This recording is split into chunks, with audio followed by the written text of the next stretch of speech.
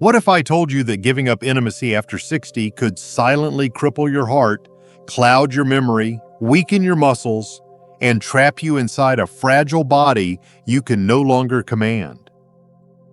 Not decades from now, Bria, but far sooner than you imagine.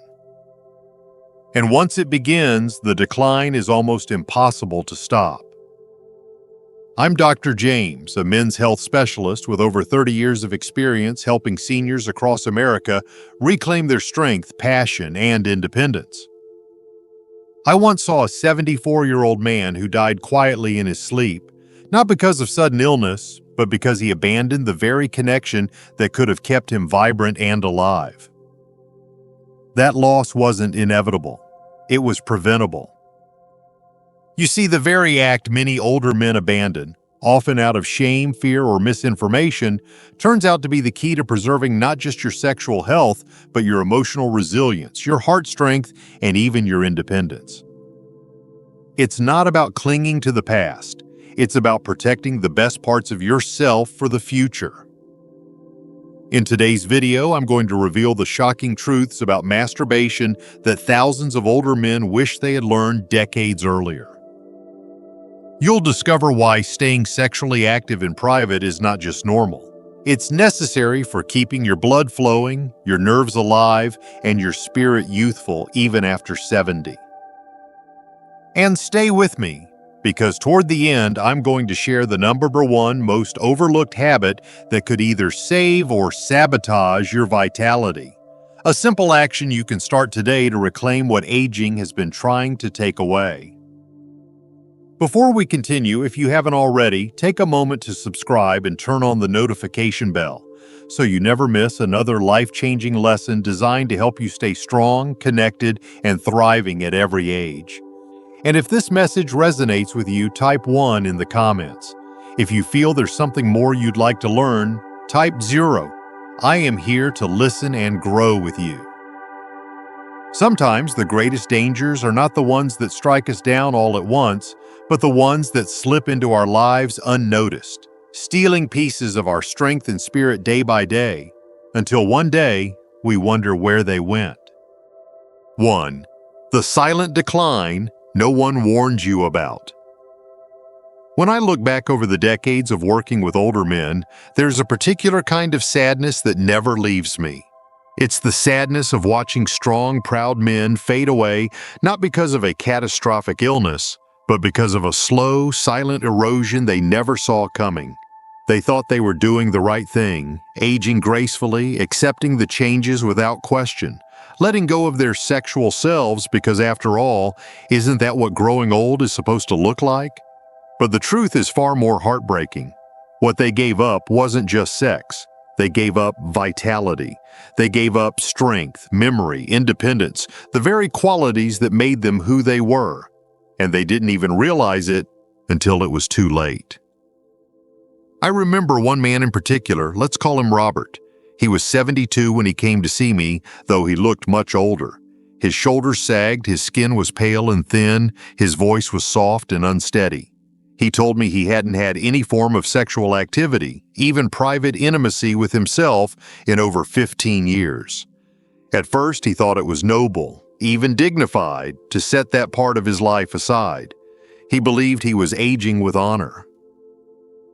But now, sitting in my office, he confessed with tears in his eyes that he felt like a ghost of himself. He struggled to remember simple things. He was always tired. His muscles had weakened so much that climbing stairs felt like conquering a mountain. What broke my heart the most was hearing him whisper, "I didn't know. If someone had just told me, if I had just kept that part of myself alive, maybe I wouldn't be sitting here feeling like half a man." Robert's story isn't rare. It's the hidden tragedy happening in millions of lives. Without regular sexual stimulation, without keeping that energy alive, the body begins to shut down key systems. Blood flow diminishes. Nerve endings atrophy. Hormones that support muscle tone, cognitive clarity, and emotional resilience drop off sharply. The change is gradual, almost imperceptible at first. A little less strength, a little more forgetfulness, a little more fatigue. But over time, it snowballs, and by the time a man notices what's happening, the damage is devastating and frighteningly hard to reverse. Most men are never warned about this. No one sits them down and says, hey, staying intimately active isn't just about sex, it's about survival. Society tells them that real aging means surrendering that part of themselves. But real vitality demands the opposite. It demands nurturing, preserving, honoring that connection, not for vanity, not for pride, but for health, independence, and life itself. If only more men knew earlier. If only someone had pulled them aside at 60 or even 50 and said, don't let go. Keep the fire alive, even if it's just for yourself. How many lives would have been stronger? How many regrets could have been spared? I see it so clearly now, but for too many, the lesson comes too late.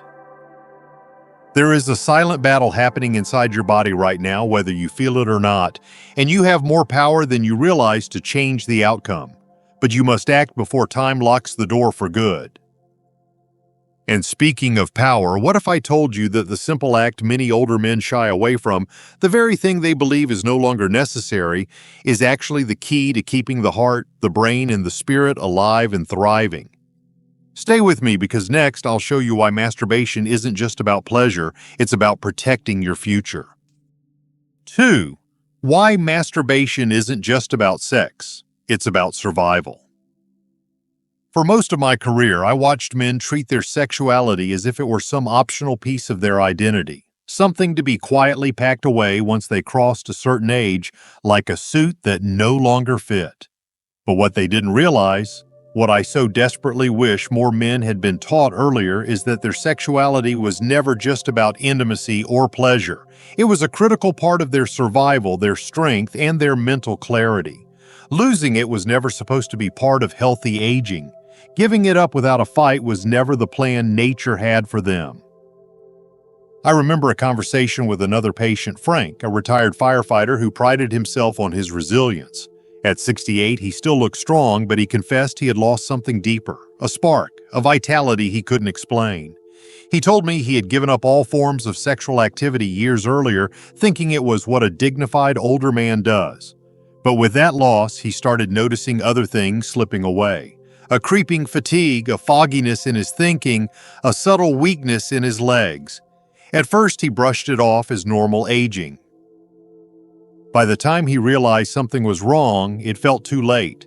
Sitting across from me, he shook his head and said, "If someone had just told me if I had understood what was really happening, I would have never let myself fade like this." You see, masturbation isn't some indulgent leftover from youth. It is a biological exercise, a maintenance act. Every time you engage in it, you stimulate blood flow to vital tissues, keeping arteries supple and nerves responsive. You deliver oxygen and nutrients to areas that desperately need it to stay alive. You activate hormonal pathways that help preserve muscle tone, protect memory function, and maintain emotional stability. Without that stimulation, those systems atrophy quietly and steadily. First, you lose strength you didn't even know you were losing. Then you lose the sharpness of mind. Eventually, you lose the independence that once defined you. It's heartbreaking how few men realize this. They're led to believe that stopping is noble, that surrender is dignified. But there is nothing noble about letting your body deteriorate faster than it should. There is nothing dignified about losing pieces of yourself that could have been saved with something as natural, as simple as keeping your intimate life alive, even if only for yourself, even in private moments of solitude. I often wonder how different Frank's life could have been if someone had pulled him aside at 55 or even 60 and said, "Don't quit. Stay connected to your body. Keep your blood flowing, your nerves firing, your spirit alive." How many stairs would he have climbed more easily? How many days would he have woken up with more energy and clarity? How much longer could he have kept that fierce light in his eyes that once made him feel invincible? The tragedy is not aging. Aging is natural, inevitable, even beautiful when embraced properly. The tragedy is unnecessary surrender, the slow, preventable fading of a man who still had so much life left to live. Right now, inside your own body, The battle between preservation and decline is unfolding quietly, and you hold more power than you think to influence the outcome. Masturbation, far from being an embarrassing relic of youth, is one of the simplest, most powerful tools you have to stay strong, sharp, and vibrant for as long as nature allows. But this leads to an even deeper truth that most men never hear. Even if your body changes, even if erections become less reliable, your capacity for pleasure and for real meaningful climax does not have to disappear. In fact, many men discover a whole new dimension of satisfaction they never knew was possible. Stay with me, because next, we're going to break one of the biggest myths that keeps older men trapped in shame and unlock a new understanding of what your body is truly capable of. 3. You can still reach orgasm, even without a perfect erection. One of the cruelest myths I have seen steal hope from older men is the idea that if they can no longer achieve a rock-hard erection, their days of pleasure are over. It is heartbreaking how many strong, capable men surrender to that lie, believing that their body has betrayed them, that they are somehow broken beyond repair. They walk away from one of life's deepest sources of connection, joy, and vitality, not because they have to, but because no one ever told them the truth. I remember one patient, Harold, a former Marine with a grip like steel even in his late 60s. He sat in my office one rainy afternoon, staring out the window, his voice barely more than a whisper when he said, "Doc, it's over for me. I can't do what I used to do. I guess that part of my life is gone now." I asked him gently if anyone had ever explained to him that orgasm and erection are two separate processes, that a full, rigid erection is not a requirement for climax, that his body still had the potential to feel profound pleasure. He turned and looked at me with a mix of disbelief and something deeper, an ache, a grief for all the years he had spent thinking he was finished, when in truth he had simply been misinformed. The reality is, the pathways to pleasure remain alive far longer than most men realize. Even when the mechanics of the body change, even when the old familiar responses evolve, the capacity for orgasm often persists. Sometimes it requires a little more patience, a little more exploration, a little more trust in your own body. But it is there, waiting, like an ember under the ashes, ready to spark back to life if only you believe it is possible. It devastates me to think about how many men like Harold spent years, even decades, mourning a loss that was never truly lost. They withdrew from themselves, from their partners, from intimacy, carrying a heavy burden of shame and resignation that should never have been theirs to bear. All because no one told them the simple, liberating truth. You are still capable. You are still whole. Your ability to feel, to connect, to experience joy, none of it is gone. It has only changed shape. If Harold had known earlier, if he had understood that he didn't have to measure his manhood by the firmness of an erection, how different would his life have been? How many moments of laughter, tenderness, and closeness could he have embraced instead of pushing them away in silent shame? How much more vibrant and fulfilled could his golden years have been?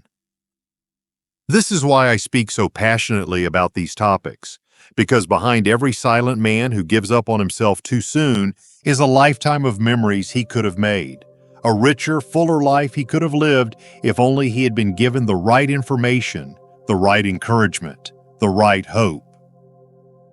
The body does change. That is inevitable. But change does not mean defeat. It means adaptation. It means learning new ways to connect with yourself, to experience pleasure, to celebrate the remarkable resilience that still lives within you.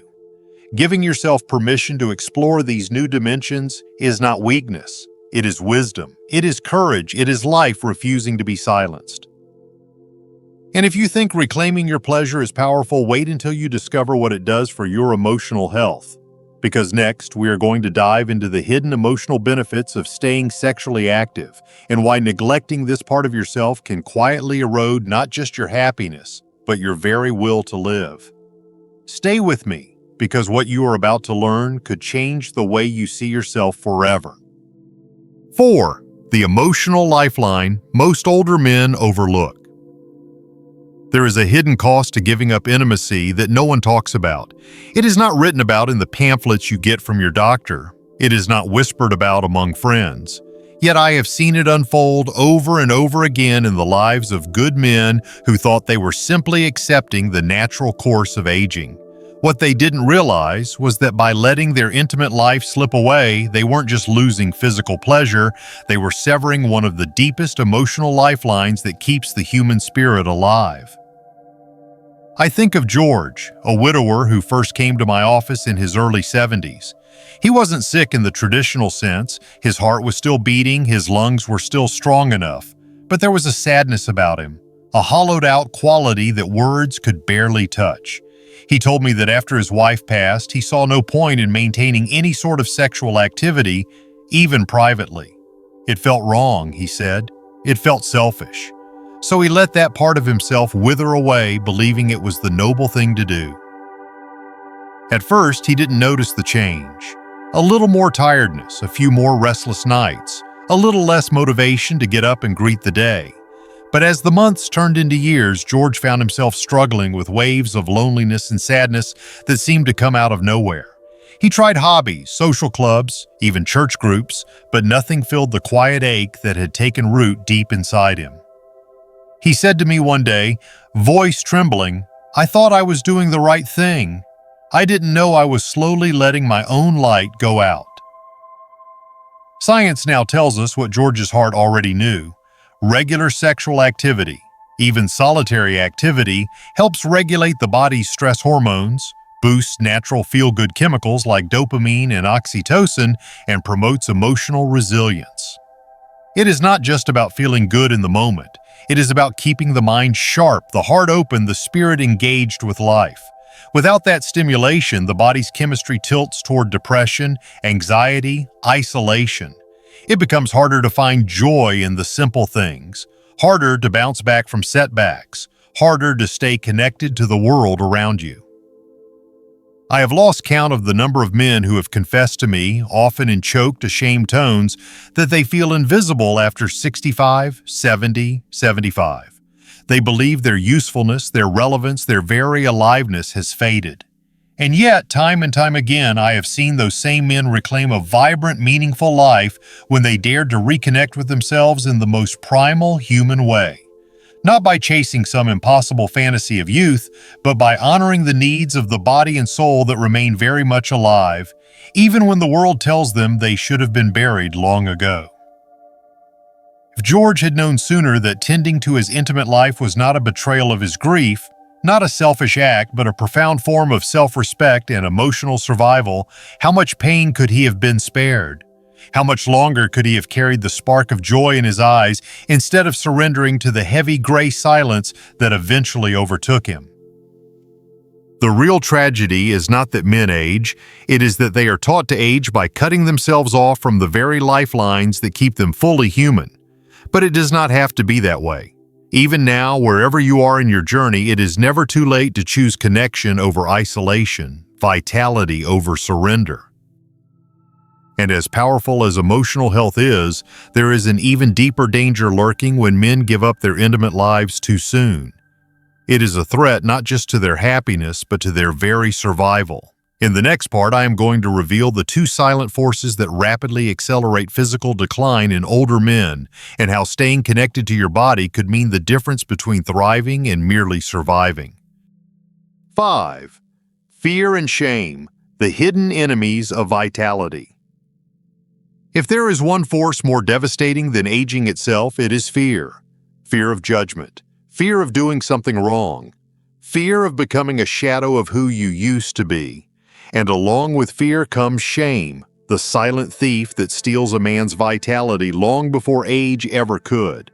I have seen this again and again in my practice. It is not the wrinkles or the slowing metabolism that break a man's spirit. It is the heavy hidden burden of believing that he is no longer allowed to be a sexual, passionate being. I think of Alan, a former high school teacher, a man who had inspired generations of students with his wit and warmth.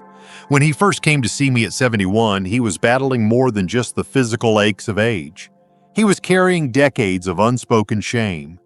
As he told me his story, he admitted that somewhere in his 50s, he had quietly decided that his intimate life was over. Not because his body forced him to, but because he believed it was expected of him. He thought that continuing to seek pleasure, even in solitude, would make him seem pathetic, foolish, undignified. And so he turned off that part of himself, locking it away like an old memory too painful to touch. At first, he told himself it was fine. He stayed busy. He volunteered. He focused on being a grandfather. But deep down, a part of him began to shrink. His energy faded. His laughter grew quieter. His enthusiasm for life dimmed bit by bit, year after year, until one day, sitting alone in his house, he realized he no longer recognized the man he had become. He said to me with tears streaming down his face, "I thought I was doing what a good man should do. I thought I was aging gracefully, but what I really did was abandon myself." Alan's story is a painful reminder that fear and shame are not harmless emotions. They are corrosive. They eat away at strength, confidence, and joy from the inside out. They convince men that their needs, their desires, their very humanness are something to be hidden or erased. And in doing so, they fast-track the very decline so many men are desperate to avoid. The truth is, staying sexually connected to yourself is not an act of desperation or foolishness. It is an act of resilience. It is a refusal to let fear dictate the terms of your life. It is a bold stand for your own vitality, your own dignity, your own right to feel alive even as the years march on. If only Alan had known sooner that seeking pleasure was not shameful but essential. If only he had understood that honoring his body's natural impulses was not a betrayal of age but a celebration of life. How much more laughter could have filled his days? How many more moments of connection, of inner fire, could he have carried with him into the twilight of his years? Every man who has ever quietly packed away his desires needs to hear this. Your vitality is not something you must surrender to meet the world's expectations. Your strength, your spirit, your capacity for joy, they are yours to protect, to nurture, to celebrate. And if you think reclaiming your sexuality is just about feeling good, think again. Because next, I am going to show you how a simple daily practice, not only involving intimacy but also movement, can reignite blood flow, rebuild lost strength, and restore a sense of power that many men believe is gone forever. Stay with me, because the best is still ahead. 6. A simple daily practice to reclaim what aging tries to steal. There is something almost cruel about the way aging sneaks up on a man. It does not come all at once, like a sudden storm. It comes gradually, like a slow leak in the hull of a once mighty ship. A little less strength here, a little less sharpness there. One day you wake up and realize that the man you see in the mirror is only a shadow of the man you once were. And the tragedy is not that aging happens. It is that so much of the decline could have been slowed, even prevented, with a few simple acts of daily defiance. I think about my patient Samuel, a retired carpenter with hands that had once built homes and cradled grandchildren with equal tenderness. When he came to me at 75, he was facing what he called the slow surrender. His legs ached after walking just a few steps. His grip had weakened so much he struggled to open jars. His once bright spirit was dulled by a fog of frustration and resignation. When we talked, he admitted something I hear far too often. "Doc," he said, voice cracking, "I just stopped moving, I stopped touching, I stopped doing anything that reminded me of the man I used to be. I thought I was supposed to." And behind those words was a heartbreaking truth. Samuel hadn't been defeated by age. He had been defeated by inaction. What Samuel and so many other men never knew is that the body is remarkably forgiving if you meet it halfway. Even after years of neglect, the smallest steps toward reconnection can spark profound changes. Movement, gentle, deliberate movement, combined with private intimacy even once or twice a week, can restart the engines of blood flow, reawaken sleeping nerves, and signal to the body that it is still needed, still alive. It does not require running marathons or lifting heavy weights. It does not require chasing the old image of youth. It simply requires consistency. A few minutes each day spent stretching, flexing, breathing deeply. A few minutes spent touching yourself not out of desperation, but out of respect for the body that has carried you this far. These small acts send a powerful message to your muscles, your heart, your brain. Stay strong, Stay awake. Stay ready. The science behind this is clear. Regular physical stimulation improves circulation, preserves muscle tone, supports joint health, and keeps the nervous system engaged. Regular sexual activity, even solitary, boosts hormones that protect against depression and cognitive decline. Together, these simple practices create a foundation of vitality that pills and procedures can never fully replicate. Samuel took these lessons to heart. He started small, just a daily walk around the block, some light stretching, and allowing himself to reconnect with his own body in a way he hadn't dared in years. Within months, his energy returned. His mood lifted. He smiled more. He laughed louder. He became, as he put it, more myself again. And every time I think about him, I feel a mix of pride and sadness. Pride in what he reclaimed, sadness that he spent so many years believing he had no right to fight for it. If only more men understood earlier that reclaiming their vitality was not about heroics, but about humble daily choices. If only they realized that strength is not lost overnight. It is surrendered inch by inch, and it can be taken back the same way. But there is one more piece to this puzzle that ties everything together. Because staying strong, staying connected, and staying alive in every sense of the word depends on recognizing one final truth about the silent impact of isolation and the extraordinary healing power of connection. Stay with me, because what you're about to discover could redefine how you live the years ahead. 7. Final words before we continue.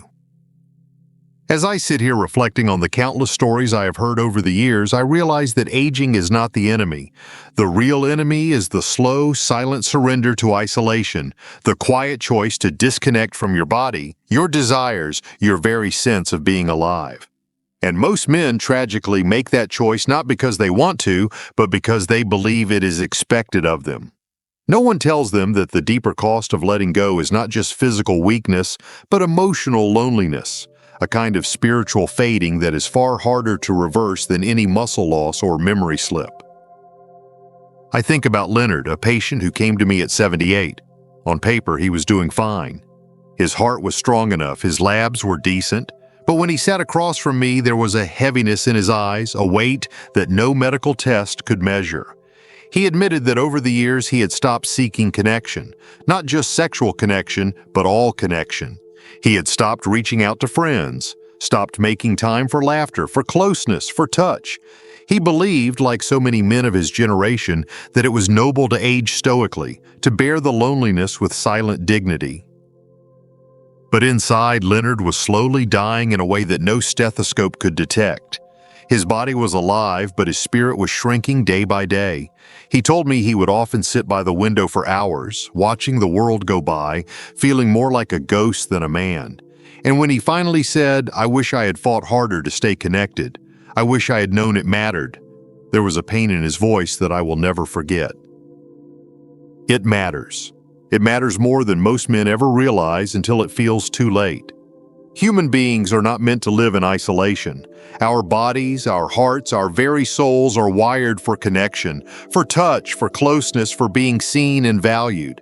And when we deny ourselves those basic human needs, it does not make us stronger. It makes us weaker. It robs us not only of joy, but of resilience, of the energy and will to keep fighting for a full, vibrant life.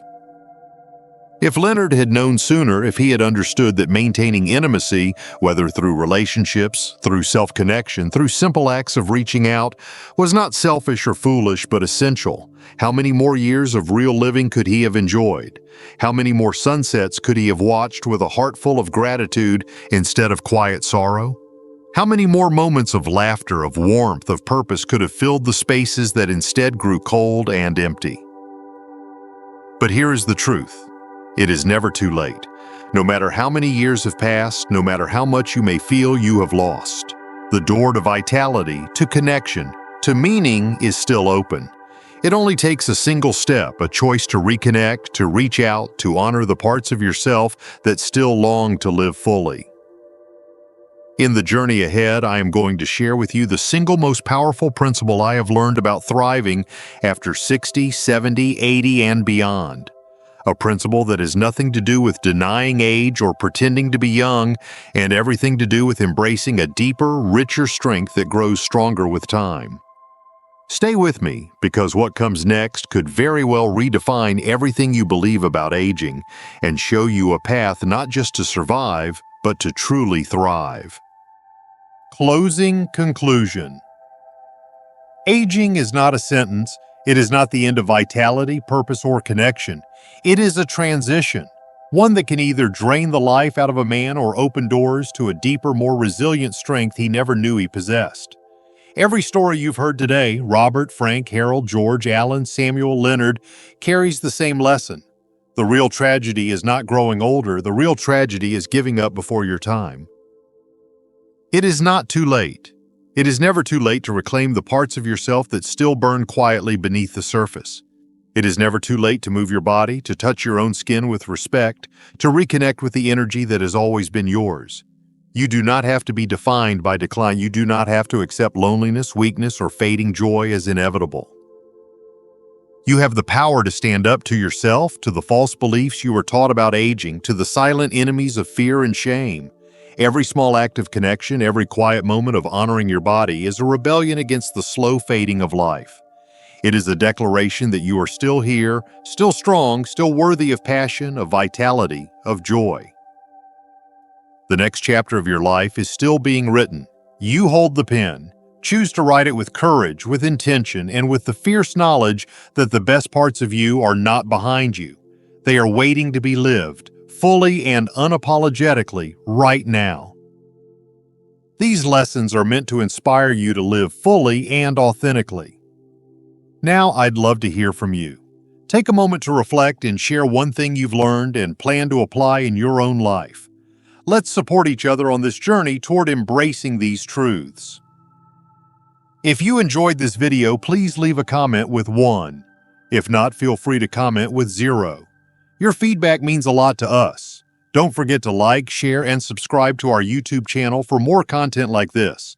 Thank you for watching, and here's to living life on your own terms.